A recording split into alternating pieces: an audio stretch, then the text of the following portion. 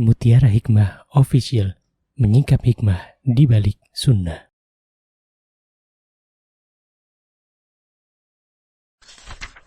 Salurkan donasi terbaik Anda untuk mendukung dakwah Mutiara Hikmah Official. Mari kita ikut serta dalam pembebasan tanah wakaf untuk pembangunan Masjid Mutiara Hikmah. Estimasi kebutuhan dana sebesar Rp1.125.000.000. Bagi Anda yang ingin menyalurkan donasi, bisa melalui rekening Bank BSI di nomor rekening 2200220245 atas nama Masjid Mutiara Hikmah.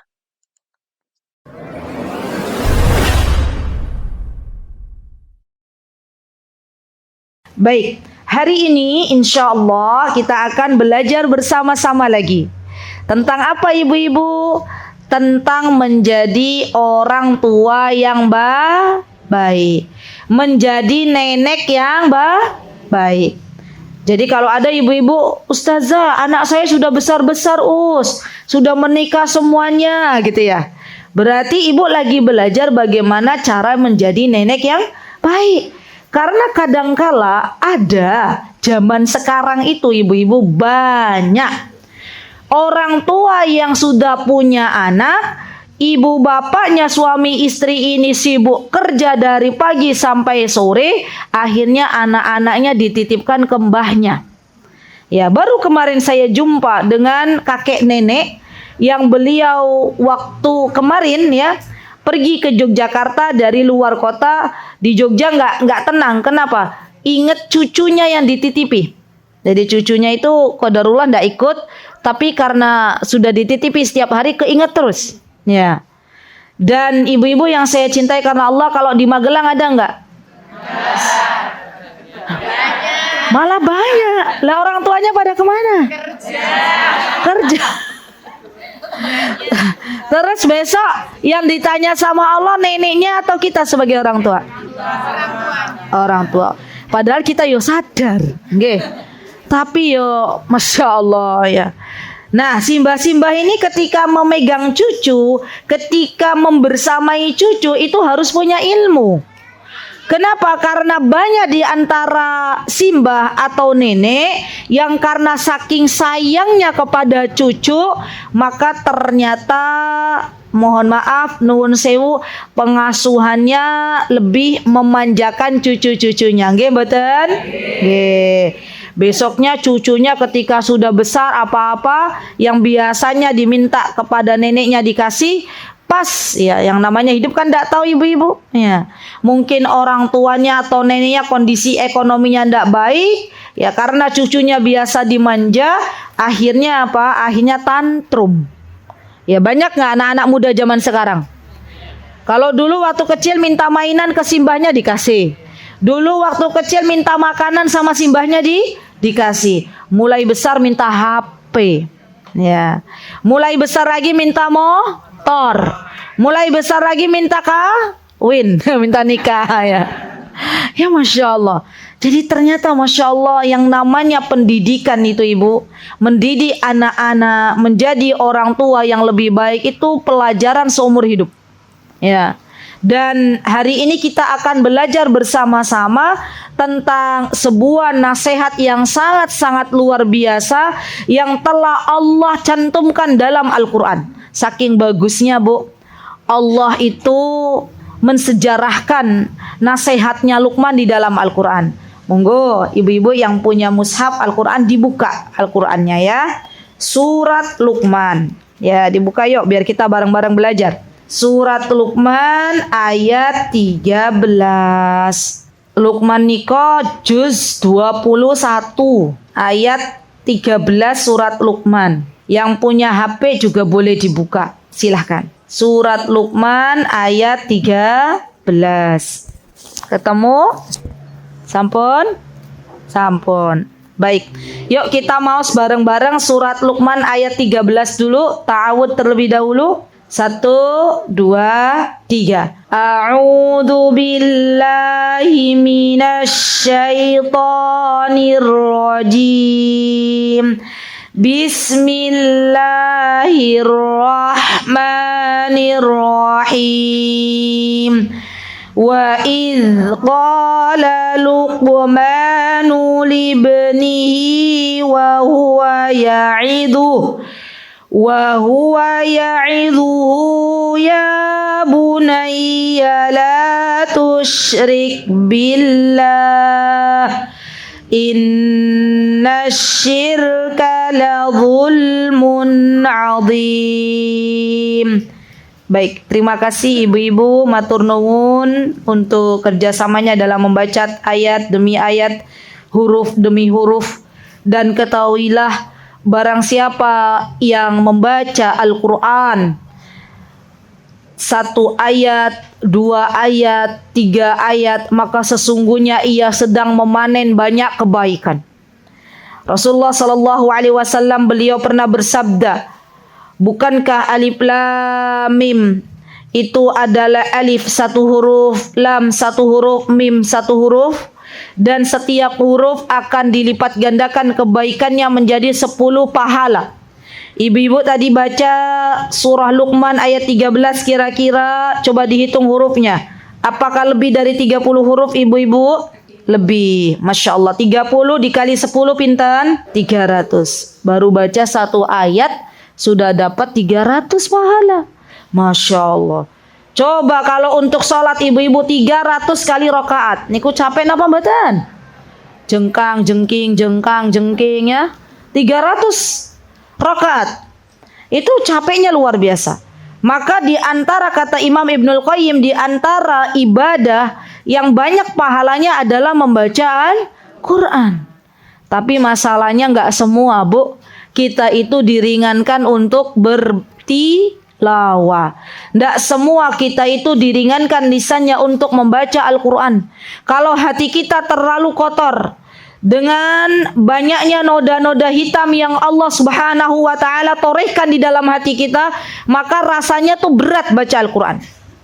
Ibu-ibu pernah nggak ngalamin mau baca Al-Quran dan niat tuh, Bu? Saya mau baca Al-Qurannya udah ditaruh. Ada Al-Quran, ada HP.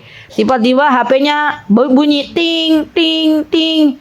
Ibu-ibu milih Al-Quran dulu yang dibuka atau HP dulu? HP dulu. Nah, pengalaman begitu kan? Nah, padahal Al-Quran sudah ditaruh di depan. Sudah wudhu, ya. Sudah Al-Quran sudah ditaruh. Sudah siap untuk baca. Tapi karena ada HP, ting, ting, ting, ting bunyi. Ibu-ibu buka HP. Ya, nah tiba-tiba sudah HP-nya udah selesai, ibu-ibu baca Al-Quran dibuka, a'udzubillahi minasyaitonirrajim, kantuk datang, nah ngantuk ya, akhirnya tidur bablas. Sehari alhamdulillah Allah ringankan baca a'udzubillahi minasyaitonirrajim, sampai tidur lagi besoknya belum baca Al-Quran lagi. Kira-kira jamaah di sini wonten apa mboten? Wonten, Masya Allah. Jadi Bu, Masya Allah ya ibu-ibu bisa Allah ringankan baca 1 ayat tadi, surat Luqman ayat 13 itu Masya Allah pahalanya luar biasa. Ya, baik yuk kita tadabburi bersama. Wa idh qala Luqman. Siapa di sini yang berkata ibu-ibu? Ketika Luqman berkata.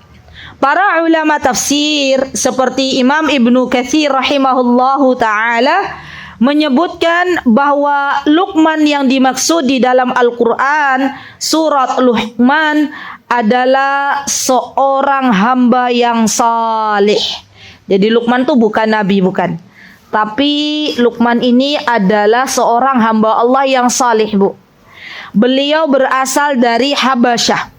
Habasyah itu kalau kita biasanya nyebut nyuwun sewu ya orang-orang Afrika yang notabene kulitnya warnanya gelap. Saya nggak bilang hitam, Bu.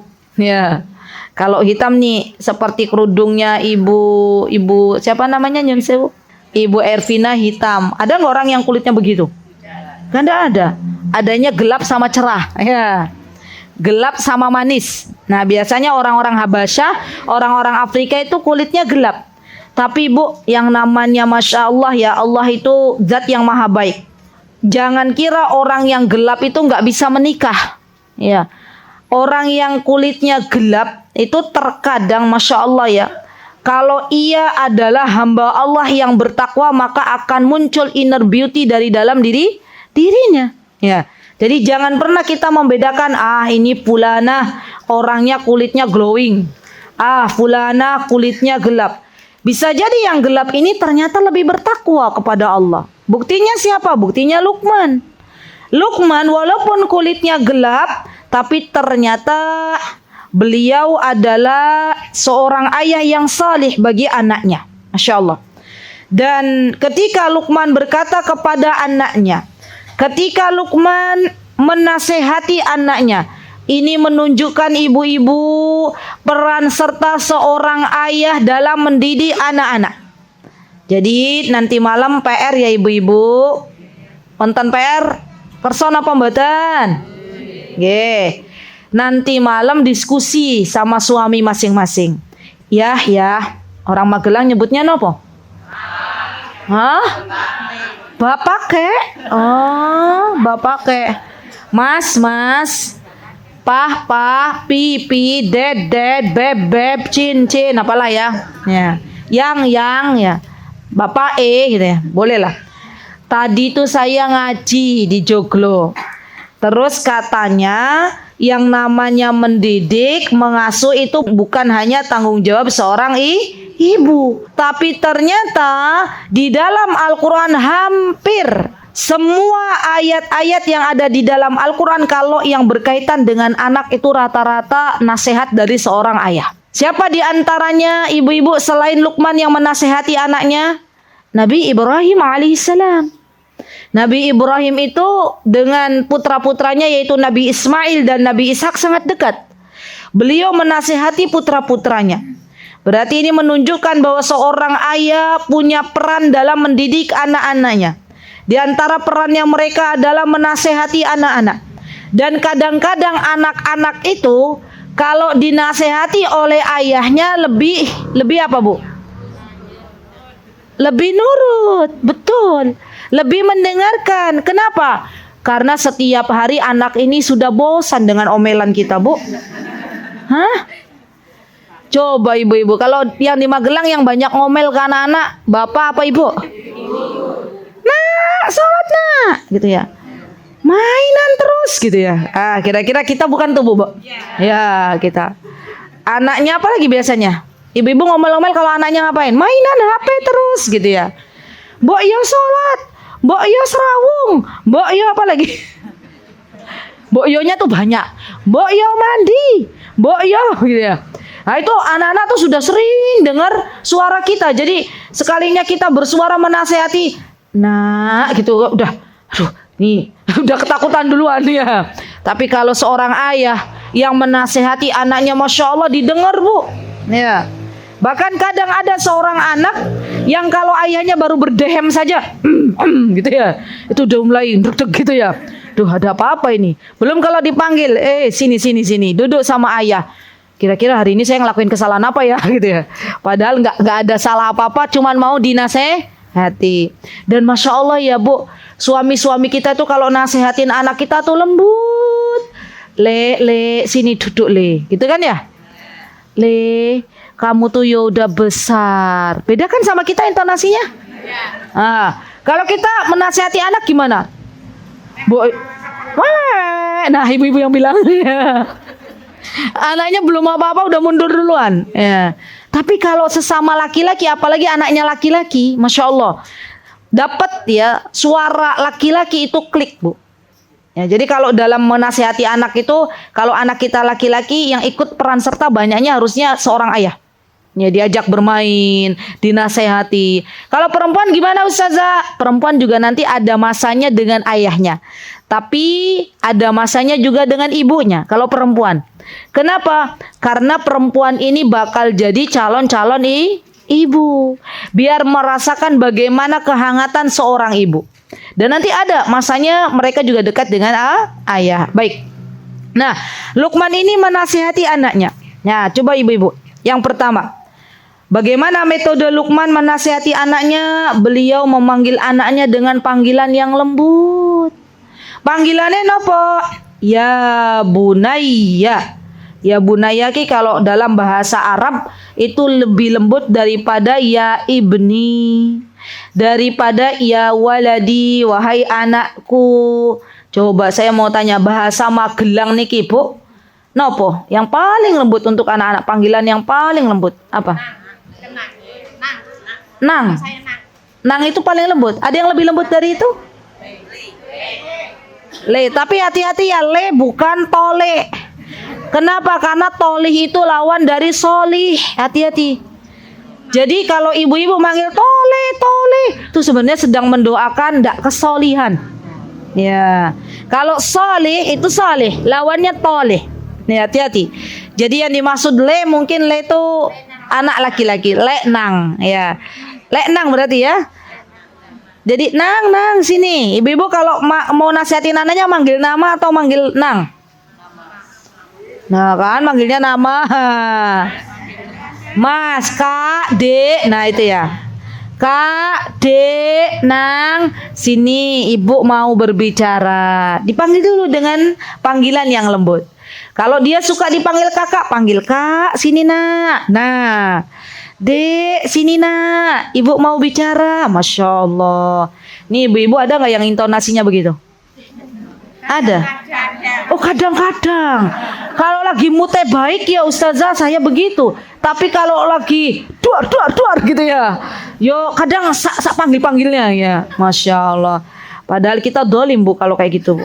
Nah, besok tuh kita dipanggil sama Allah tuh ditanya sama Allah, bagaimana sikapmu terhadap anakmu, bagaimana cara memanggilmu kepada anakmu. Masya Allah. Lihat Luqman aja manggil putranya itu bukan ya waladi, bukan ya ibni, tapi siapa? Ya bunayya. Itu kalau bahasa Jawa ki kromo yang inggil gitu ya. Bahasa kromo inggil. Itu ya bunayya, wahai anakku. Apa kata Luqman yang pertama? La tusyrik billah. Wahai anakku le, nang, kak, dik, ya. Ibu pengen berbicara kalau hidup ini nak cuman sebentar, jangan sekali-kali menyekutukan Allah. Ya. Kalau mintanya sama Allah. Kalau mau berdoanya sama Allah.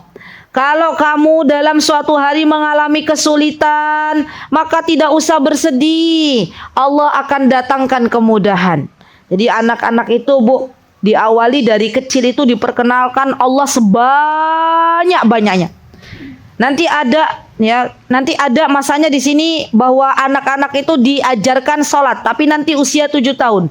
Di bawah 7 tahun anak-anak harus diperkenalkan Allah sebanyak-banyaknya. Kalau ibu mau kasih sesuatu kepada anak-anak, mainan ataupun apapun nak, ini dari Allah. Makanan ini bisa dijadikan bahan diskusi. Ibu-ibu lagi makan, satu meja makan dengan anak-anak. Di meja makan itu diharapkan kalau lagi jam waktu makan, ibu bapaknya jangan bawa HP. Zaman sekarang beda lagi. Ada enggak? Ya, ibu, bapak, anak jasadnya menyatu di meja makan tapi semuanya bawa HP. Ada ya. Sudah lepaskan dulu HP-nya. Kemudian kita ajak diskusi dengan anak-anak kita. Kita berikan begini, ada nasi ya Bu, coba dicoba aja. Ada nasi, ada ikan, ada sayur. Terus kita bilang gini ke anak-anak, ya Allah nak, Allah tuh maha baik ya nak ya. Kita nggak nanam padi, nggak merawat padi, Allah datangkan nasi. Coba diajak bersyukur anaknya. Ya Allah nak, Allah maha baik ya nak ya. Ada ikan di meja makan, padahal kita nggak cari di laut, kita nggak cari di tambak. Allah Dat yang maha baik mendatangkan ikan untuk kita. Alhamdulillah. Kemudian ada sayur, kita ajak diskusi. Nah ini sayur bagus buat kesehatan kita, vitaminnya banyak.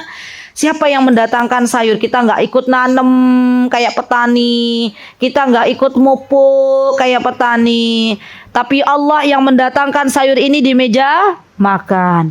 Jadi kita harus banyak-banyak bersyukur. Bersyukur sama siapa? Sama Allah. Jadi saya pernah Bu mengikuti seminar seorang dokter yang mana beliau itu bilang begini, makanan itu akan berbeda hasilnya masuk ke dalam tubuh kita manakala sebelum makan tuh kita sadar diri untuk banyak-banyak bersyukur kepada Allah. Ya. Ibu-ibu selama ini kalau makan asal makan atau duduk dulu gitu? Sebelum makan tuh dicoba aja. Sebelum makan tuh kita ingat lagi, ya Allah, alhamdulillah ada nasi, alhamdulillah ada ayam, alhamdulillah ada sayur. Ya Allah, saya makan ini untuk beribadah kepadamu, agar engkau sehatkan jasad hamba, engkau sehatkan akal hamba, dan hamba ingin pakai untuk ngaji. Ya, Masya Allah. Itu makanan yang masuk ke dalam jasad kita, maka hasilnya akan bagus, inputnya tuh bagus. Beda dengan misalnya kita kulineran, ya Bu ya, macam-macam makanan makannya nggak baca doa, asal makan. Ya, perut kenyang, ngantuk, tidur, itu jadi penyakit. Ya, jadi yuk mulai sekarang kalau kita mau minum, ada minuman depan kita nih Bu, terus kita minum, alhamdulillah minuman ini bisa masuk ke kerongkonganku. Karena ada banyak orang-orang yang sakit kanker. Saya pernah jumpa dengan seorang jamaah di Yogyakarta. Ya Allah takdirkan sakit kanker, sakit kanker Bu. Ya, lidahnya itu katanya kayak tembaga. Ada juga yang lidahnya sariawan. Ya, habis di kemo sariawan semuanya. Dan untuk air ini kalau mau masuk ke tenggorokan, masuk ke kerongkongan tuh merepet-merepet. Ya. Coba selama ini kita bersyukur napa mboten? Air putih masuk ke dalam kerongkongan itu nikmat dari Allah. Kita ajak anak-anak kita berpikir demikian. Alhamdulillah nak, kita masih punya tangan untuk bisa makan. Saudari-saudari kita yang diuji oleh Allah dengan stroke, tangannya nggak bisa untuk apa? Untuk makan, akhirnya nggak bisa makan dengan tangan, disuapi. Ya. Jadi kita ajak anak-anak kita untuk memperbanyak bersyukur kepada Allah. Dan kalau kita sudah banyak memperkenalkan Allah pada diri anak-anak, maka niscaya hatinya anak-anak kita dipenuhi rasa cinta kepada Allah. Dan kalau anak-anak kita sudah cinta kepada Allah Bu, suatu hari kelak ketika mereka sudah balik, maka apapun yang Allah Subhanahu wa ta'ala perintahkan kepada anak-anak kita, mereka akan menyambutnya dengan baik. Percayalah. Kenapa? Karena mereka mengatakan dalam diri mereka, Allah itu adalah zat yang maha baik. Allah sudah memberikan kepada saya rizki yang sangat banyak. Karena sudah dikenalkan oleh ibunya, oleh neneknya, bahwa Allah itu zat yang maha baik. Nanti kemudian kata Luqman apa di sini? Inna syirka la dzulmun adzim. Maka karena apa kita tidak boleh menduakan Allah? Kenapa kita tidak boleh menyekutukan Allah ketika beribadah? Karena sesungguhnya syirik itu adalah kedzaliman. Kata para ulama, kenapa syirik itu disebut kedzaliman? Begini Bu, sederhananya begini. Ada seseorang yang berbuat baik kepada saya. Ibu A berbuat baik kepada saya, apa-apa dikasih, semuanya dikasih. Punya sayur dikasih, punya apa lagi Bu? Buah dikasih, punya apa lagi? Tas dikasih, Masya Allah, baik banget lah ya. Semuanya dikasih. Tiba-tiba saya itu berterima kasihnya bukan kepada Ibu A, tapi saya berterima kasihnya kepada Ibu B. Menurut kita, saya dolim napa mboten Bu? Dolim, karena saya tidak menempatkan sesuatu pada tempatnya. Harusnya saya berterima kasih kepada siapa? Kepada Ibu A yang sudah berbuat baik kepada saya. Tapi saya justru berterima kasihnya kepada Ibu B, yang Ibu B ini baru saya kenal misalnya. Dan Ibu B ini ya juga adalah orang yang menurut saya belum pernah memberikan sesuatu kepada saya, tapi saya ucapkan terima kasih. Berarti saya zalim. Sama manusia ketika menyembelih hewan, ya, baik itu hewan kurban, hewan akikah ataupun hewan-hewan yang lainnya, ternyata sembelihannya bukan ditunjukkan kepada Allah, berarti dia zalim. Siapa yang selama ini memberikan hewan tunggangan? Siapa yang selama ini memberikan hewan ternak kepada kita? Allah. Maka kembalikan setiap menyembelih, sembelihannya untuk Allah. Setiap kita baca Al-Quran, Bu, maka niatkan agar Allah ridha, bukan untuk yang lainnya. Kalau kita membaca salawat, membaca istighfar, membaca zikir, maka semuanya kita niatkan hanya untuk Allah, biar Allah yang mengurusi kita. Ya. Karena janjinya Allah, barang siapa yang bertakwa, maka Allah akan beri rizki yang berlimpah. Jadi itu saja, kuncinya disimpelkan, Bu. Jadi kita tuh kalau mau ngerjakan amal solih, nggak usah mikir nanti kepiye, sudah. Niatnya untuk Allah, untuk Allah, untuk Allah, semuanya untuk Allah. Ya. Kenapa? Karena Allah adalah zat yang maha baik. Baik, yuk baca lagi ibu-ibu ayat ke-14 bareng-bareng yuk. Karena tadi sudah ta'awud, langsung baca ayatnya. 1, 2, 3. Wa wassaynal insana biwalidayhi hamalathu ummuhu wahnan ala wahn wa fisaluhu fi 'amain anishkur li wa liwalidayka ilayyal masir. Baik. Apa nasihat Luqman yang kedua, Bu? Wa wassaynal insana biwalidayhi. Masya Allah. Nasihat yang kedua adalah berbuat baik kepada orang tua. Masya Allah. Bu, di antara ciri bahwa kita sudah berada di akhir zaman adalah banyaknya anak yang durhaka kepada orang tua. Kira-kira zaman sekarang, Bu, kalau kita lihat ada yang lebih banyak porsinya anak yang berbuat baik atau yang durhaka? Yang durhaka. Ya. Maka di antara nasihatnya Luqman adalah berbuat baik kepada orang tua. Kenapa? Karena berbuat baik kepada orang tua itu perintah dari Allah Subhanahu wa ta'ala. Dalam banyak ayat Allah menjelaskan bahwa ketika Allah memerintahkan untuk beribadah kepada Allah, maka kemudian Allah perintahkan kita untuk berbuat baik kepada kedua orang tua kita. Kenapa kita harus berbuat baik kepada kedua orang tua kita? Luqman menjelaskan, hamalathu ummuhu wahnan ala wahn. Ibunya yang telah mengandungnya dengan lemah. Ya. Orang kalau lagi hamil, Bu, dimulai dari trimester pertama itu butuh perjuangan apa mboten? Yang biasanya makanan masuk pas trimester pertama hoe. Ya. Pagi-pagi udah hoe muntah-muntah. Ada lagi orang yang hamil, Bu, Masya Allah, dia nggak bisa bangun. Ya. Harus apa? Harus berada di atas kasurnya. Karena memang benar-benar lemah, nggak bisa. Bahkan ada orang yang hamil karena makanan nggak bisa masuk, minuman nggak bisa masuk, akhirnya diinfus. Ya, infus ini ya pengganti makanan dan minuman. Masya Allah, itu ada. Jadi ternyata kenapa kita itu harus berbuat baik kepada orang tua, diantaranya karena ibu kita yang telah mengandung kita di dalam rahimnya. Berapa bulan ibu kita mengandung kita, Bu? 9. Kurang lebih 9 bulan. Dan menginjak trimester kedua, ya udah aman nih trimester pertama. Trimester kedua alhamdulillah sudah aman, ya. Terkadang ibu-ibu yang namanya orang lagi hamil itu ada saja ketidaknyamanan. Nggih mboten, Bu? Entah itu pengen buang air kecil terus, apalagi biasanya kalau sudah trimester kedua. Kenapa, Bu? Ngap gitu ya, mau nafas susah, apalagi misalnya. Sudah, yang paling enak trimester kedua ini sudah melalui trimester 1 sudah. Terus trimester selanjutnya sudah mulai mendekati APL. Ya, perutnya sudah mulai besar. Ya, kita dibawa kemana-mana ketika kita berada di dalam rahim ibu kita.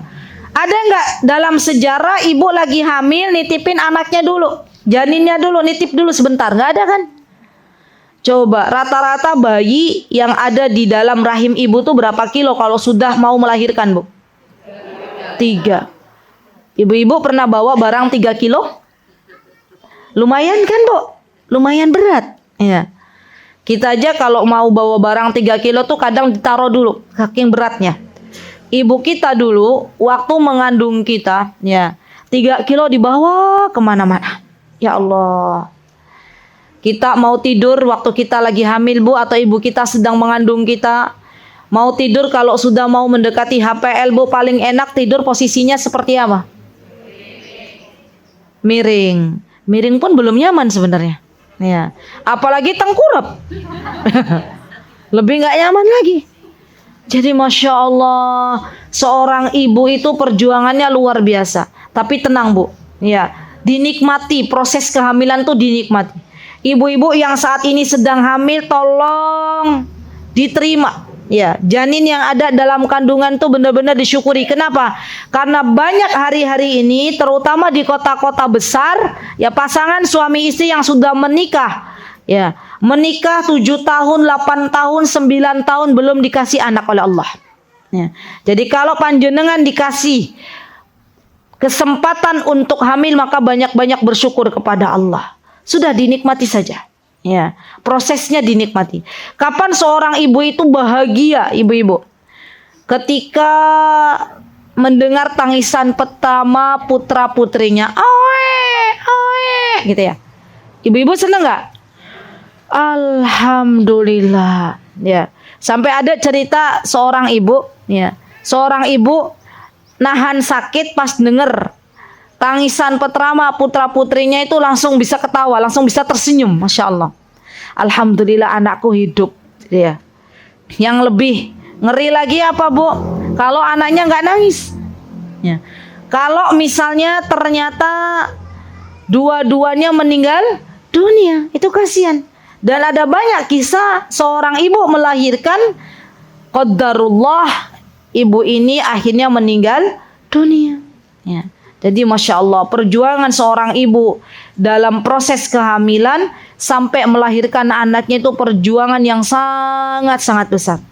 Makanya kita diminta untuk memperbanyak, ya, mengucapkan doa untuk orang tua kita. Apa di antara doa kita, ibu-ibu? Rabbighfirli wali walidayya warhamhuma kama rabbayani shaghira. Kita diminta oleh Allah untuk memperbanyak doa mendoakan orang tua kita. Ya Masya Allah. Kemudian apa kata Luqman? Wa fisaluhu fi amain. Zaman biyen ibu tuh nyusuin kamu kurang lebih 2 tahun. Orang nyusuin anak, Bu, apalagi Masya Allah ya, ibu ini misalnya ya, dari awalnya memang fisiknya lemah, itu kira-kira perjuangan apa mboten, Bu? Perjuangan. Dan ketahuilah wahai para ibu dan calon ibu, bahwa ketika kita sedang menyusui anak, maka saldo pahala kita di hadapan Allah itu akan terus meningkat. Kata para ulama, kalau ada seorang ibu menyusui anak dan dia ridho air susunya diberikan kepada anaknya, maka di hadapan Allah dihitung dengan sedekah. Masya Allah. Dan ketahuilah wahai ibu-ibu, kalau anak kita lahir ke dunia ini, kita diberikan kemampuan untuk menyusui anak-anak kita, maka susuilah anak-anak kita dari kita sebagai seorang ibu. Jangan buru-buru langsung dikasih susu hewan, ya. Karena sampai detik ini saya belum pernah mendengar ada hewan nyusu kepada manusia. Tapi sudah banyak kita dengar manusia nyusu pakai susu sapi. Manusia menyusu kepada pakai susu kambing, ya. Jadi yuk bismillah. Yang namanya menyusui itu proses kedekatan antara seorang ibu dan anak. Bahkan proses kehamilan juga adalah proses kedekatan seorang ibu dan anak. Jadi ibu-ibu yang lagi hamil, yang lagi menyusui, yuk semangat baca Al-Quran. Ya, saya pernah, Bu, jumpa sama seorang syekh dari Mesir yang beliau punya anak. Sudah pernah saya cerita di sini apa belum? Ini kisah nyata. Beliau punya anak, Bu Ervi, 3. Anak-anaknya hafal Al-Quran sebelum usia 5 tahun. Masya Allah. 30 juz. Bukan cuma juz 30. Ya. 30 juz, Bu.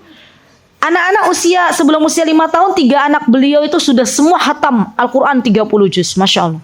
Maka Allah muliakan putra-putra beliau itu, putra-putrinya beliau itu usia belasan tahun sudah diperintahkan untuk ngajar di sebuah universitas. Masya Allah. Ibu-ibu pengen tahu apa tipsnya? Saya pernah jumpa dengan ibunya anak-anak ini. Ya, di Indonesia. Ya, waktu itu ada di Malang, ada di Jakarta, di Bogor. Saya waktu itu jumpa 2 kali sama beliau. Kata beliau, ini tips untuk ibu-ibu yang pengen punya anak hafal Quran cepat. Tipsnya kata beliau, selama saya hamil, selama saya menyusui, saya membiasakan membaca Al-Quran. Karena beliau sudah hafal juga 30 juz, memuraja Al-Quran 5 juz. Jadi baca. Ustazah, gimana kalau saya belum hafal Al-Quran? Tidak apa-apa, baca aja terus. Ya, sehari 5 juz. A'udzubillahi minasyaitonirrajim. Bismillahirrahmanirrahim. Baca. Alif Lam Mim tilka ayatul kitabil hakim. Terus 5 juz, Bu. 5 juz itu berat napa mboten, Bu? Berat bagi yang belum terbiasa. Tapi kalau yang sudah terbiasa maka insya Allah ringan. Ustazah, boleh nggak saya istiqomahnya bisa 1 juz? Boleh. Yang penting istiqomah. Ya. Boleh nggak saya bisanya cuma setengah juz? Boleh. Yang penting istiqomah. Jadi untuk orang-orang hamil, perbanyak baca Al-Quran. Kenapa? Karena janin itu sudah bisa mendengar. Ya, maka kita perbanyak baca Al-Quran. Memori anak-anak itu luar biasa. Ketika dia mendengar suara ibunya ngaji, masuk ke dalam memorinya. Masya Allah. Dan Allah Azza wa Jalla mudahkan bagi anak-anak yang sering mendengar ibunya ngaji, maka Allah mudahkan ketika mereka sudah berada ke alam dunia ini, Allah mudahkan lisannya untuk cepat dalam menghafal Al-Quran. Nah, hati-hati ya, Bu. Jangan sampai kita pas hamil, ya, yang banyak kita setel itu lagu campur sari. Nanti anaknya oe-oe lahir nyanyi. Ya. Jadi maksud saya sebenarnya Masya Allah kalau orang-orang barat kan musik ya pakainya ya. Kita orang Islam tuh Masya Allah sebenarnya ada yang lebih baik dari itu. Apa itu? Bacaan Al-Quran. Jadi yuk perbanyak baca Al-Quran. Ya, Masya Allah. Nah, 2 tahun kita menyusui anak-anak kita. Kemudian apa di sini kata Luqman? Anishkurli wali walidaika ilayyal masir. Kata Luqman, maka hendaklah berterima kasih kepada orang tua, bersyukur kepada Allah Subhanahu wa taala, dan kita semuanya akan dikembalikan kepada Allah Subhanahu wa taala. Jadi syaratnya ibu-ibu kalau kita menasihati anak kita, nak, jangan lupa berterima kasih kepada kedua orang tua, kepada nenek kakek, termasuk di dalamnya, dan juga bersyukur kepada Allah. Bu, kita nih Bu, sebagai orang tua, ini tips ya. Kalau kita pengen cucu-cucu kita nanti dekat dengan kita, maka yuk mulai sekarang dekatkan anak-anak kita dengan simbahnya. Dekatkan anak-anak kita dengan nenek kakeknya. Kemarin di Yogyakarta saya dapat curhatan konsultasi. Ada ibu-ibu habis saya ngisi pengajian itu, Ustazah saya mau konsultasi. Baiklah. Duduk nangis. Ibunya usianya sudah sekitar 60 tahunan. Nangis sampai Masya Allah ya. Saya tuh rasanya tuh hati saya teriris-iris gitu loh. Terus beliau cerita katanya, Bu. Ceritanya begini. Ustazah, saya itu punya anak laki-laki. Ini kisahnya tuh. Anak laki-laki saya dulu saya sekolahkan di sekolah terbaik. Apa yang dia minta saya kasih Ustazah gitu ya Allah. Betul benar-benar bicaranya tuh menjiwai, Bu. Sampai saya tuh dengerin gitu ya. Setelah dia menikah dengan seorang wanita yang menurut saya menantu saya ini belum solihah. Ya. Setelah mereka punya anak Ustazah, apa yang mereka lakukan Yang mereka lakukan ternyata mereka bilang kepada anak-anak mereka, jangan dekat-dekat sama Uti. Ya Allah. Dan itu ada. Beliau dengar. Jangan dekat-dekat sama Yangkung. Ya. Siapa yang berkata begitu? Yang berkata begitu ibu bapaknya. dan utinya tuh dengar. Ya. Dari mana dia dengar? Dari cucunya. Ya, ketika cucunya sedang bermain gitu ya. Terus dipanggil, kata cucunya cerita ke utinya kalau mamah itu melarang deket-deket sama uti. Ya Allah. Kira-kira sedih apa sedih, Bu? Ada seorang nenek yang dijauhkan dari cucunya. Sedih. Maka kalau kita pengen anak-anak kita berbakti kepada kita, kalau kita pengen cucu kita berbakti kepada kita, yuk kita ajak anak-anak kita berbakti kepada orang tua kita. Jangan pernah sekali-kali kita menjauhkan cucu kita dari simbahnya. Ya. Jangan pernah kita menjauhkan anak-anak kita dari kakeknya. Kalaupun ada kesalahan yang dilakukan oleh kakek neneknya, maka tidak perlu kita jauhkan. Tapi kita perlu menjelaskan. Dan menjelaskannya dengan cara yang baik. Contoh begini. Contoh, Bu. Kita mendidik anak kita, dibiasakan setiap hari makan makanan yang sehat. Ya, nggak ada yang namanya jajanan-jajanan masuk, nggak ada yang namanya pewarna masuk, ketat dalam masalah makanan. Suatu hari nenek kakeknya datang, misalnya, nenek kakeknya ngajak cucunya jajan di luar warung, ya. Maka yang bisa kita lakukan, kita katakan kepada anak-anak, nak, makanan itu nggak baik, ya. Awal-awal kita bilang begitu. Nanti biarkan anak-anak kita yang akan berkata kepada utinya, kepada yangkungnya, uti, yangkung, nggak mau makanan kayak gitu loh.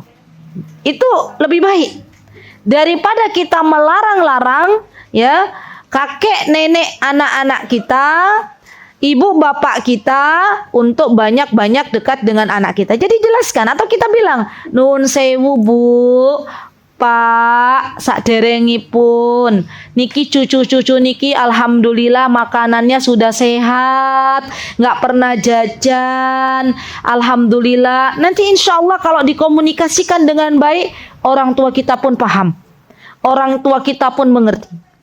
Ada banyak, ya, bukan hanya satu dua, banyak kisah kenapa adanya perseteruan di antara kakek, nenek, dan orang tua. Itu diantara penyebabnya kurangnya komunikasi.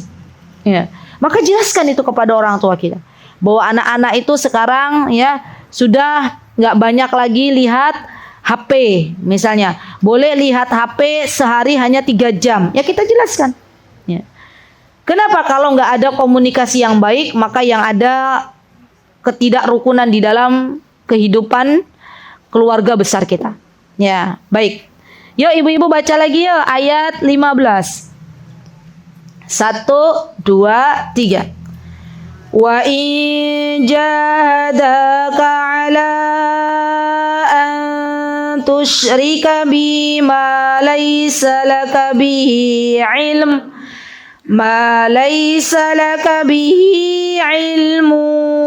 fala tuti'huma وصاحبهما في الدنيا معروفا واتبع سبيل من أناب إلي ثم إلي مرجعكم فأنبئكم بما كنتم تعملون. Lihat, di sini ada ketentuan yang berlaku. Wa in jahadaka ala an tusyrika bima laysa laka bihi ilm fala tuti'huma. Kalau ada orang tua yang memerintahkan anaknya untuk menyekutukan Allah, maka tidak perlu ditaati. Tapi tetap wasahibhuma fid dunya ma'rufa. Tapi tetap seorang anak harus memperlakukan dengan lembut kepada kedua orang tuanya. Seorang anak harus memperlakukan kepada orang tuanya dengan perlakuan yang baik, walaupun mungkin beda agama, walaupun mungkin beda keyakinan, walaupun mungkin beda warna. Ya, tahu beda warna, Bu? Beda pilihan, ya. Kita harus berlaku baik kepada orang tua kita. Kalau orang tua kita menyuruh kita misalnya untuk membuka jilbab kita, maka kita perlu taatin apa mboten? Mboten. Kalau orang tua kita menyuruh kita untuk bermuamalah dengan riba. Nah ini nih kadang ada nih, anaknya sudah hijrah duluan, orang tuanya belum tahu. Orang tuanya nyuruh, "Duk, ben usahamu besar, sana minjem ke bank." Gitu ya. Itu kira-kira kita boleh patuh apa mboten? Mboten. Maka kita berkata kepada anak kita, "Nak, kalau suatu hari ibu nak ya memerintahkan kamu dengan sesuatu yang bertentangan dengan Al-Quran dan hadis, maka nggak perlu kamu taati."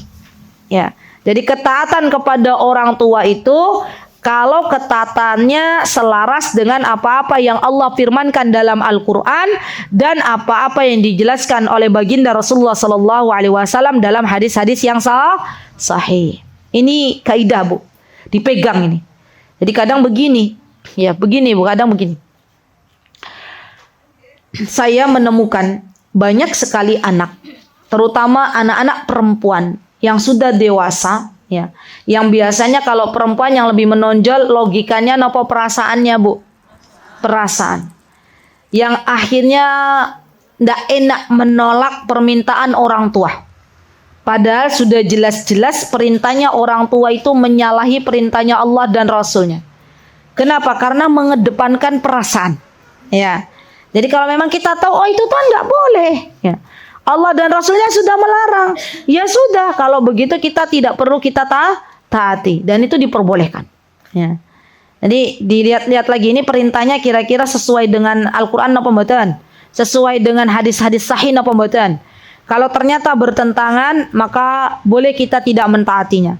Tapi syaratnya wasahibuhuma fid dunya ma'rufa. Tetap kita berbuat baik kepada orang tua kita. Ya, berbuat baik kepada orang tua kita itu seperti apa? Mendoakan, mengirimi kesukaannya, berkata-kata lembut. Kalau kita jauh dari orang tua kita, telepon, video call, itu termasuk berbuat baik. Tidak meninggikan suara, itu berbuat baik. Ya Masya Allah. Baik, kemudian apa kata Luqman di sini ibu-ibu? Kata Luqman, "Wattabi' sabila man anaba ilayya tsumma marji'ukum fa unabbiukum bima kuntum ta'malun." Maka ikutilah jalan-jalan orang-orang yang kembali kepada Allah Subhanahu wa taala. Baik. Yuk yang ke-16 dibaca bareng-bareng. Ya bunayya innaha in taku mithqala habbatin min khardalin fatakun fi sakhratin aw fis samawati أو في السماوات أو في الأرض يأتي بها الله إن الله لطيف خبير. Masya Allah, gampangannya begini Bu. Ya saya jelaskan dengan kalimat yang sederhana. Jadi kita bilang ke anak-anak kita, "Nak, le, du, nang, kita ini dihidupkan oleh Allah untuk memperbanyak berbuat baik kepada sesama. Jangan pernah sedih kalau perbuatan baik kita itu ternyata tidak dapat pujian dari manusia. Jangan pernah sedih kalau yang kita selama ini telah tolong ternyata dia nggak tahu balas kasihan kepada kita. Nggak bisa menghargai kita, nggak perlu sedih. Kenapa? Karena Allah yang ada di atas melihat kebaikan yang kita lakukan kepada orang lain. Bu, apa sih yang selama ini membuat kita kecewa, Bu? Coba saya tanya, siapa yang bisa jawab? Acungkan tangan, saya kasih hadiah. Yo, acungkan tangan. Iya Mbak. Karena kita terlalu berharap banyak pada manusia. Masya Allah, barakallahu fiik. Nanti hadiahnya ya dari Allah, bukan dari saya. Baik, baik. Catat baik-baik. Terima kasih Mbak atas jawabannya. Kenapa kita terlalu banyak kecewa? Karena kita terlalu banyak berharap dari manusia. Betul. Contoh nih Bu, contoh real contoh. Ibu-ibu ditelepon sama suaminya. Ya, istriku. Nah, pasti biasanya manggilnya apa? Bu, ya Allah. Nggak ada romantisnya, Bu. Say, Cin, gitu ya. Nanti insya Allah besok ya sampai Magelang ya, karena mungkin suaminya di luar kota. Bilang nanti besok insya Allah saya pulang sampai Magelang. Saya mau tanya ibu-ibu nih, Sri Solihah, apa yang dilakukan kalau ada info suaminya misalnya besok mau pulang ke Magelang. Ibu-ibu dari hari ini nih apa yang sudah dilakukan? Beberes rumah, siap-siap, beli parfum untuk suaminya, beli baju dinas dalam rumah untuk suaminya, ya kan Bu? Boleh loh Bu, dalam menyambut suami tuh yang kita pakai depan suami kita tuh bukan daster yang yang sudah enak walaupun sudah tambal-tambalan gitu ya. Kita boleh beli itu, ya depan suami itu harus bagus. Kenapa? Karena laki-laki itu lebih kepada visual, ya.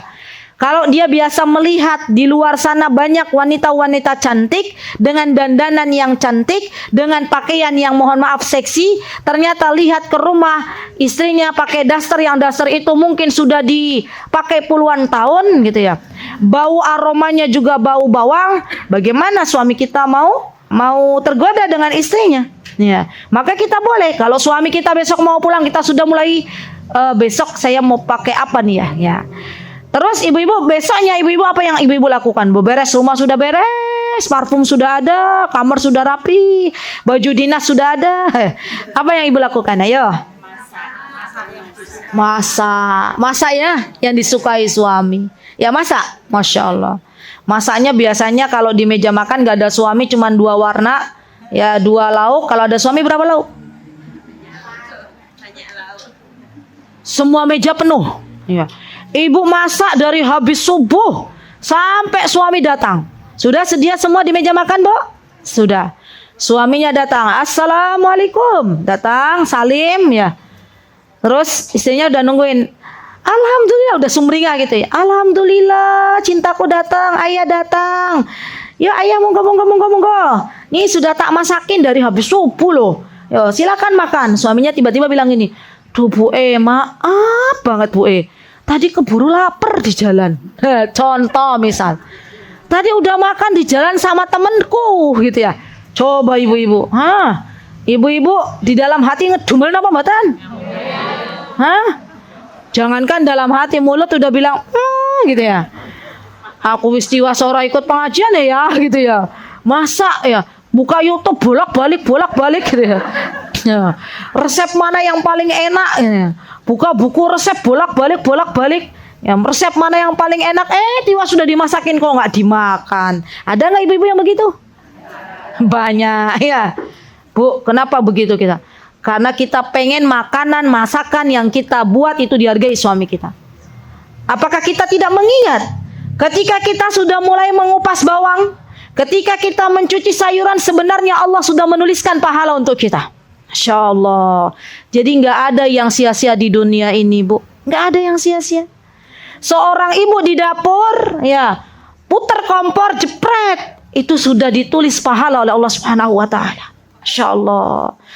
Ibu-ibu membereskan kamar, membereskan rumah, nyapu, memvakum karpet rumah, itu semuanya bernilai pahala di sisi Allah. Tidak ada yang sia-sia di mata Allah. Harusnya kita bersyukur kepada Allah. Alhamdulillah. Allah yang telah menjadikan aku seorang istri. Allah yang telah memberikan aku pasangan hidup. Allah yang telah memberikan aku kemampuan untuk beberes rumah. Alhamdulillah. Kalau suamiku hari ini nggak mau makan bareng, ya nanti sore saya coba lagi. Enak napa mboten Bu hatinya Bu? Enak. Alhamdulillah sudah ditulis pahala oleh Allah. Yuk dipraktekkan ya. Ya. Karena kadang teori itu jauh lebih mudah daripada praktek. Ya. Jadi kalau kita tuh banyak berharap kepada manusia capek Bu. Ibu-ibu sudah beli sesuatu nih hadiah untuk orang yang mungkin disegani di kampung ini. Ya. Ibu-ibu berharap nih dari rumah, saya bawa satu cangkingan.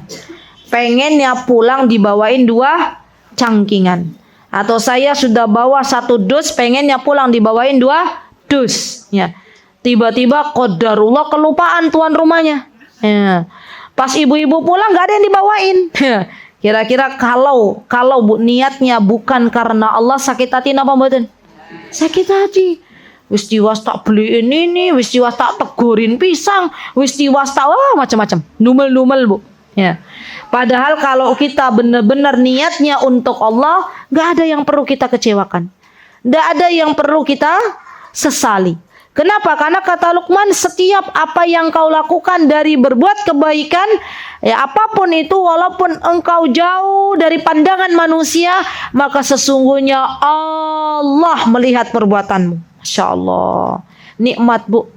Orang yang bisa menata hatinya, orang yang tahu setiap amal perbuatannya dilihat oleh Allah, orang yang paham kalau setiap apa yang dilakukan dari kebaikan dicatat oleh malaikat, maka ia akan tenang dalam menjalani hidup. Ya Masya Allah. Yuk, namanya menata hati itu berat Bu. Ya, orang-orang yang punya hati yang sehat, hati yang bersih, itu maka besok di dalam negeri akhirat akan dipanggil duluan sama Allah untuk masuk ke dalam surga. Masya Allah. Saya berdoa di pagi hari ini semoga Allah Subhanahu wa taala mengaruniakan kepada kita hati-hati yang bersih. Semoga Allah Subhanahu wa taala mengaruniakan kepada kita keikhlasan dalam beramal. Semoga Allah Subhanahu wa taala menuliskan pahala yang berlipat ganda dari segala kebaikan yang kita lakukan. Amin. Allahumma amin. Jadi sekali lagi bahwa apa yang kita lakukan dari berbagai macam kebaikan, tentunya pasti Allah akan membalas dengan kebaikan yang lebih. Ya, apalagi Masya Allah nih Bu, Masya Allah. Ya Masya Allah. Saya punya banyak cerita tentang perjalanan umrah. Ya, biasanya Allah itu Maha tahu.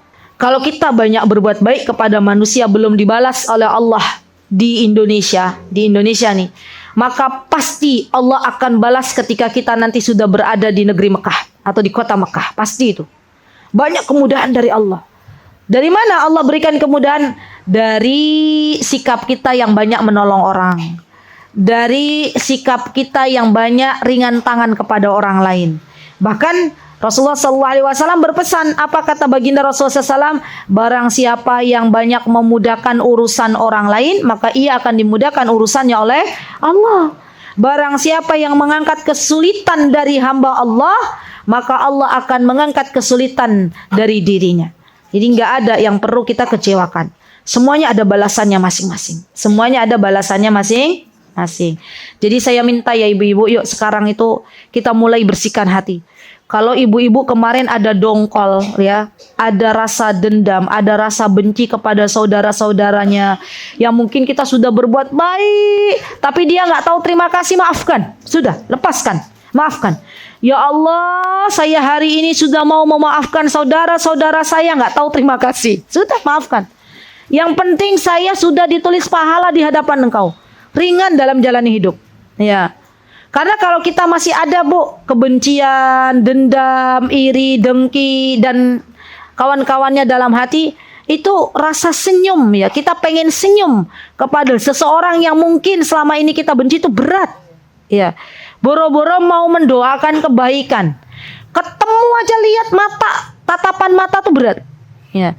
Tapi kalau kita sudah serahkan lagi kepada Allah, ya Allah saya berbuat baik bukan karena dia. Saya berbuat baik bukan karena suami saya. Saya berbuat baik bukan karena tetangga saya. Tapi saya berbuat baik karena Engkau ya Allah. Maka ringan kita dalam menjalani kehidupan. Siap nopo siap Bu? Bismillah. Ya Masya Allah. Yuk sama-sama berjuang.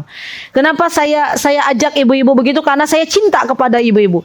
Jangan sampai pikiran-pikiran yang jelek kepada saudara-saudara kita akhirnya menggerogoti kita. Setan semakin senang dan ternyata kesehatan kita semakin ngedrop. Kenapa? Karena kita terlalu banyak memikirkan orang lain. Wah ini kok jadi merembet-merembet ke sini. Balik. Ya. Ya Allah, maafin ya ibu-ibu ya. Yo, lanjut Bu. Ayat 17. 1, 2, 3. Ya bunayya aqimis salata wa'mur bil ma'rufi wanha 'anil munkar. وانهى عن المنكر واصبر على ما أصابك إن ذلك من عزم الأمور. Lihat Bu, ayat ke-17 ini Luqman mulai lagi memanggil anaknya dengan sebutan ya bunai. Berarti yang namanya nasihat itu tidak harus diberikan dalam satu majelis. Boleh hari ini kita kasih nasihat, nak, kalau minta-mintanya sama Allah. Orang-orang zaman dahulu kala sendal putus saja tuh Bu, nggak langsung berangkat ke warung, tapi minta dulu sama Allah. Garam habis di dapur Bu Ervina, kita itu biasanya apa yang kita lakukan? Nunul. Ya, atau kita telepon warung biar ngantar garam. Padahal harusnya kita minta dulu sama Allah, ya Allah garamku, misalnya hari ini udah mulai sedikit, ya Allah garamku sudah mau mulai habis gitu. Ya Allah saya minta kepadamu. Masya Allah. Kita tuh belum terbiasa untuk banyak minta sama Allah. Minta sama Allah. Sampai sendal putus kita minta sama Allah. Ya. Dan apa kata Luqman? Ya bunayya, wahai anakku, aqimis shalah. Ya kenapa kok ada lagi ya bunai? Karena ternyata perintah sholat ini adalah perintah yang sangat agung. Orang kalau sholatnya sudah benar, sudah khusyuk, maka ya perintah-perintah yang lain akan diterima dengan mudah. Catat baik-baik. Orang kalau sholatnya sudah benar, sudah khusyuk di awal waktu, maka mudah bagi Allah untuk melapangkan dadanya. Dan ketahuilah bahwa amalan pertama yang dihisab oleh Allah di akhirat napa Bu? Salat. Yang bisa menerangi kubur kita diantaranya amalan napa Bu? Salat. Ya. Jadi jangan main-main Bu. Perintah salat ini perintah yang luar biasa. Sampai-sampai Allah itu ketika memerintahkan salat nggak melalui malaikat Jibril, tapi Allah panggil Nabi kita Muhammad sallallahu alaihi wasallam dalam peristiwa Isra Mi'raj.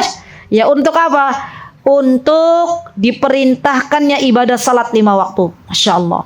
Tapi ada kaidahnya. Kaidahnya begini. Yuk kita belajar. Rasulullah sallallahu alaihi wasallam memerintahkan kita mengajak membiasakan anak-anak kita salat itu usia 7 tahun. 7 tahun. Apa kata baginda Rasulullah SAW? Murru auladakum. Ya, perintahkanlah anak-anakmu untuk apa? Untuk salat wahum sab'a sinin. Berapa tahun, Bu? 7 tahun. Berarti gimana caranya? Usia 7 tahun, ibu-ibu harus sudah mulai mengawal anak-anaknya salat. Tidak ada lagi kurikulum kecuali kurikulum salat. 7 sampai 10. Bagaimana cara mengawalinya? Kita katakan kepada anak-anak kita, "Nak, siapa yang memberikan kita makan selama ini?" Allah, Bun. Nah, siapa yang memberikan kita mata? Allah, Bun. Gitu kan. Sekarang kita berterima kasih yuk sama Allah. Allah memerintahkan kita untuk salat. Itu kita lagi terima kasih sama Allah. Nah, mulai itu. Ya, kita ajak diskusi. Nanti kita kasih tahu kenapa sih nak kamu harus salat. Oh, ternyata kamu harus salat tuh nak, biar nanti salat itu memberikan syafaat kepadamu di akhirat. Biar nanti sholat ini yang akan atas izin Allah meninggikan derajatmu di surga. Dengan sholat hidupmu akan dimudahkan oleh Allah. Dengan sholat engkau akan dijauhkan dari berbagai macam bara bahaya. Terus kita cerita tuh keutamaan sholat. Terus. Kemudian setelah itu mulai diberikan keteladanan. Ya, kalau ada anak laki-laki usia 7 tahun, ayahnya harus sudah sering-sering ke masjid. Ya. Ayahnya harus kalau sholat 5 waktu kemana Bu? Masjid. Bawa anaknya, gandeng anaknya. Nah, ayah mau sholat, mau ikut enggak? Ayo, sholat bareng ke masjid. Kalaupun ayahnya ini enggak ada, misalnya sudah meninggal dunia atau sudah misalnya berpisah, maka siapa yang kita cari? Kerabat dekatnya. Entah itu nak kakeknya, entah itu pamannya, entah itu tetangganya. Kalau sampai nggak ada sama sekali, nggak apa-apa, dititipkan. Pak, ya kita bilang ke istrinya, Bu, saya punya anak laki-laki, ayahnya sudah nggak ada, ya, kakeknya jauh, pamannya jauh. Sekarang yang terdekat adalah suaminya panjenengan. Saya mau minta tolong kalau suaminya panjenengan ke masjid, tolong ketuk rumah saya, bawa anak saya. Masya Allah. Atau kalau seperti Imam Ahmad, ya ibunya Imam Ahmad, karena ayahnya sudah meninggal dunia, ibunya nyangking anaknya, gandeng Imam Ahmad ke masjid, ibunya nunggu di luar atau mau sholat juga boleh. Yang penting anak ini dididik. Kalau laki-laki sholatnya di mana Bu? Di masjid. Ya, kami tuh pernah, karena putra kami yang kecil sudah menginjak usia 7 tahun Bu Ervina, itu waktu saya dan suami bimbing ibadah umroh, Maka saya minta waktu itu, saya nggak minta sama kakungnya waktu itu ya. Tapi kami minta, walhamdulillah Allah berikan, masya Allah ya, kemudian akhirnya sama kakungnya. Jadi di rumah kami tuh ada bude lah ya, yang biasa masakin buat ustazah, buat anak-anak, itu beliau. Dan beliau punya anak laki-laki, sudah besar, ya masya Allah. Maka kami minta kepada putranya bude ini, kalau pas mau sholat tolong datang ke Joglo, datang ke rumah kami. Ya, panggil Hamzah, putra kami namanya Hamzah, ajak sholat di masjid. Ya. Tak apa-apa. Itu yang namanya anak laki-laki dibiasakan sholat di masjid itu adalah suatu kebaikan. Ya, jangan sampai zaman sekarang anak laki-laki ataupun bahkan bapak-bapak yang sudah notabene dewasa susah ke masjid karena nggak dibiasakan. Ya, jadi mulai 7 tahun sudah dibiasakan ke masjid. Ya. Anak-anak perempuan boleh nggak sholat di masjid kalau ibunya ke masjid? Boleh. Kalau di rumah boleh nggak? Afdal, lebih baik. Ya. Jadi saya di sini nggak ngelarang ibu-ibu sholat di masjid. Mau sholat di masjid boleh. Tapi saya mau milih di rumah, boleh, silahkan. Monggo, ibu-ibu mau yang mana boleh. Ya. Dan jangan lupa yang penting sholat. Ya. Dan urusan sholat ini benar-benar Bu, dari 7 tahun sampai 10 tahun dikawal. Dikawal tuh maksudnya kalau pagi mulai kita biasakan. Yo nak sholat. Yang banyak saya temukan di Indonesia, mohon maaf ya ibu-ibu, ada banyak anak-anak yang masih kecil-kecil, usia 4 tahun, 5 tahun, sudah mulai digas masalah sholat. Ya, ya kan Bu? TK-TK yang ada di sekitaran Yogyakarta itu rata-rata, ya kurikulum diantaranya waktu TK itu adalah ibadah sholat. Ya, entah itu sholat duha, sholat duhur, ya biasanya ya. Padahal itu sebenarnya belum. Ya. Jadi gimana kalau TK apa kurikulumnya? Kurikulumnya mendekatkan anak-anak ini, mengenalkan anak-anak ini mencintai Allah. Adanya mahabbah dulu, rasa cinta dulu. Coba ibu-ibu. Ibu-ibu, kalau ibu-ibu sudah cinta kepada sesuatu ringan apa mboten jalaninya? Contoh nih. Ada ibu-ibu yang hobinya, senangnya, cintanya ke shopping. Belanja. Ya. Ada nggak nih ibu-ibu Magelang yang hobinya belanja? Nggak ada. Banyak. Kalau lagi belanja, ibu-ibu ringan apa berat? Ringan. Datang paket gitu ya biasanya zaman sekarang. Kemana? Keliling mall misalnya ya. Ringan kita jalaninya. Kenapa? Karena kita cinta, kita seneng. Ya, ibu-ibu yang hobinya masak. Yo, masak. Ya. Itu pas masak, lagi seneng cinta masak, berat apa ringan? Ringan karena hobinya masak. Ibu-ibu yang hobinya bikin kue, padahal kue itu bikinnya 3 jam, 2 jam, dimakannya 10 menit. Ya. Itu senang apa mbatan? Senang. Kenapa? Karena cinta. Sama. Ya kalau anak-anak kita sudah cinta kepada Allah, maka ya apapun perintah dari Allah tuh senang jalaninya, ringan jalaninya. Masya Allah. Jadi dekatkan sebanyak-banyaknya anak-anak di usia 7 tahun dengan Allah. Ya ini pesan saya. Ya. Dan tidak perlu juga anak-anak usia TK dibawa-bawa manasik haji umrah Bu. Iya. Kalau di Yogyakarta itu ada. Nggak tahu saya kalau di Magelang. Ada. Kalau kita pikir lagi ibu-ibu, kira-kira apa manfaatnya?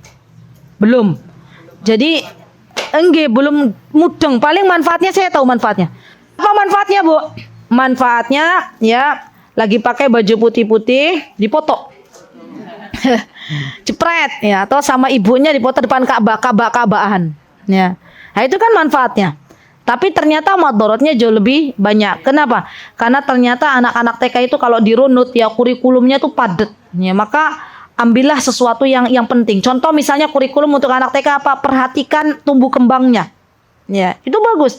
Makanya saya sering mengatakan bahwa yang namanya sekolah TK itu harus ada psikolog, itu harus ada. Alhamdulillah di tempat kami saat ini ada 2. Ya psikolog ada 2. Ngajarin anak-anak TK. Jadi tumbuh kembangnya diperhatikan, motoriknya diperhatikan. Kenapa? Karena motorik ini kalau kata orang-orang psikolog, dokter tumbuh kembang, kalau sampai terlambat anak ya dia nggak ngerangkak atau nggak jinjit, istilahnya nggak melewati itu, nanti besarnya tuh jadi apa? Jadi kurang fokus, jadi dia apa Bu? Nulis juga nggak menyenangkan, dampaknya lebih parah. Ya. Jadi usia 7 tahun tuh monggo. Ya, tumbuh kembang anak-anak diperhatikan, karakter anak-anak diperhatikan. Bagaimana anak-anak itu usia-usia di bawah 7 tahun dibiasakan berterima kasih, dibiasakan mau minta tolong. Kalau mau apa minta tolong tuh bilang, ya Kak, Mbak, Bu, mau minta tolong. Itu kan nggak bisa instan, terus dibiasakan. Ya, siap nih Bung nggih. Jadi usia 7 tahun dalam hadis disebutkan untuk perintah salat dikawal mulai usia 7 tahun. Nah, sebelum kita mengajarkan perintah salat, perbaiki dulu salat ibunya. Nah, ini PR lagi nih. Ya. Gimana ya Us, aku kalau salat ya Us, ya Allahu Akbar yang keinget daganganku ya Allah, kepiye cabenya belum laku ya Allah gitu ya. Ah, ini balik lagi. Ya Allah, gimana terongnya belum laku ya Allah gitu. Ini balik lagi. Berarti kita belum khusyuk sholat. Ya. Orang kalau sholatnya khusyuk Bu, nggak ada lagi pikiran-pikiran dunia. Sudah Allahu Akbar. Allah Maha Besar. Sudah. Ya. Terus kita mulai meresapi ayat demi ayat, bacaan demi bacaan sholat yang kita baca. Masya Allah. Sampai kalau orang ya sudah bisa menikmati sholat tuh rasanya pengen berlama-lama sholat. Bermunajat dengan Allah. Orang kalau lagi salat itu Bu, saatnya kita sedang berdialog dengan Allah. Maka orang kalau berdialog sudah cinta dengan Allah, pengennya lama atau sebentar? Lama. Kenapa orang itu banyak salatnya sebentar Bu? Ibu pernah nggak lihat orang sujudnya cuma sebentar, matuk? Nah, bangkit lagi rukunya, bangkit lagi. Kenapa? Karena belum merasakan manisnya salat. Belum merasakan lezatnya salat. Yang ada cuman bacaan-bacaan yang dibaca tanpa ada perenungan yang lebih mendalam. Maka ini penting bagi kita kalau mau ngajarin anak-anak kita salat, penting bagi kita untuk kita belajar salat. Baik, sedikit lagi. Ya. Satu ayat lagi Ibu-ibu, tanggung ya. Bismillah. Wa'mur bil ma'rufi wanha 'anil munkar wasbir 'ala ma asabak inna dzalika min azmil umur. Baik. Kemudian Luqman berkata kepada anaknya, "Nak, jangan lupa ya Nak, beramar ma'ruf nahi mungkar." Amar ma'ruf nahi mungkar tuh nggak harus jadi ustadz di depan begini berbicara. Nggak harus juga jadi ustadzah berbicara depan, enggak. Amar ma'ruf nahi mungkar itu bisa dilakukan kapanpun. Contoh misalnya, zaman sekarang ya ibu-ibu coba cek deh. Ya Allah, saya sedih banget. Saya tuh kemarin tuh lihat banyak sekali ibu-ibu, baik itu di Madinah, orang Indonesia, ataupun di Mekah, yang mulai minum pakai tangan kiri. Entah itu beliau sadar napa mboten, nggak tahu. Saya biasanya langsung Noel, Bu, Mbak, nuwun sewu. Saya biasanya kalau mau nasihatin tuh yo minta maaf dulu, padahal saya nggak punya salah, tapi nggak apa-apa. Ya nuwun sewu, ngapunten, itu bagian dari adab. Saya tadi lihat kok jenengan minumnya pakai tangan kiri gitu ya. Padahal kita tahu yang namanya minum pakai tangan kiri itu ya apa, setonnya masuk. Jadi kalau minum pastikan ini tangan kanan yang kita masukkan, yang kita pegang, minuman yang kita pegang itu tangan kanan. Akhirnya masuk ke mulut kita menggunakan tangan kanan. Jadi PR banyak banget Bu Ervina. Ya iya. Sekarang itu orang minum makan tuh gampang banget dengan tangan kiri. Ya itu hal sepele tapi banyak sekali kita kan kebiasaan yang dari Indonesia dibawa ke sana. Ya, jadi boleh ibu-ibu ngasih tahu saudara-saudara kita. Kenapa sih Bu kita tuh ngasih tahu? Karena kita sayang. Dan kita bilang ke anak-anak kita, Nak, kalau ibu, ayah, mama, bapak melakukan kesalahan boleh ditegur. Ya boleh ditegur, ya boleh. Kadang kita itu Bu, kadang kita itu kadang nggak terima kalau ditegur anak kita. Padahal yang namanya nasihat itu dari manapun kita harus terima. Ya, anak kita minum pakai tangan kiri, tiba-tiba anak kita ngingetin, Bu, kok minumnya pakai tangan kiri? Kata ustazah, gitu kan anak-anak. Minum itu pakai tangan kanan. Kita nggak boleh bilang, alah kamu tuh masih kecil koyo, gitu nggak boleh. Kita bilang, oh iya, ibu lupa Nak, makasih ya Nak. Sekarang ibu mau pakai tangan kanan. Itu kalau anak nasihatin ibu, nasihatin bapak, maka ibu-ibu harus banyak bersyukur. Artinya Allah mensorrykan anak-anak ibu. Masya Allah. Dan kadang ibu-ibu ya, seorang ibu, seorang ayah itu sudah dinasehatin dari mana-mana nggak masuk, ternyata nasihatnya dari anaknya. Saya banyak menjumpai begitu. Di tempat kami itu ada TK ya Bu ya. Itu ada seorang wali murid yang akhirnya Masya Allah sekarang itu Masya Allah la haula wala quwata illa billah, Masya Allah sekarang hidupnya berubah. Kenapa? Katanya malu ke anaknya. Anaknya kalau adzan atau kalau pas lagi maghrib itu pengen ngaji, ayo ngaji gitu. Akhirnya yang tadinya nggak baca kan ikut ngaji gitu ya, Masya. Kenapa? Karena dari anaknya. Masya Allah. Baik, insyaallah nanti kita jumpa di bulan Juli biidnillahi ta'ala. Ya ibu-ibu, semoga kita senantiasa dekat di hati, saling mendoakan dalam kebaikan. Semoga ibu-ibu semuanya dijaga oleh Allah, diberikan anak keturunan yang salih dan salihah. Amin, Allahumma amin. Itu yang bisa saya sampaikan dalam kesempatan yang berbahagia ini. Kurang lebihnya saya mohon maaf yang sebesar-besarnya. Apabila ada kebenaran datangnya dari Allah, apabila ada kesalahan datangnya dari saya pribadi, saya mohon maaf. Aqulu qouli hadza wastaghfirullah li wa lakum wa akhiru da'wana anil hamdulillahi rabbil alamin. Wassalamualaikum warahmatullahi wabarakatuh. Mutiara Hikmah Official, menyingkap hikmah di balik sunnah.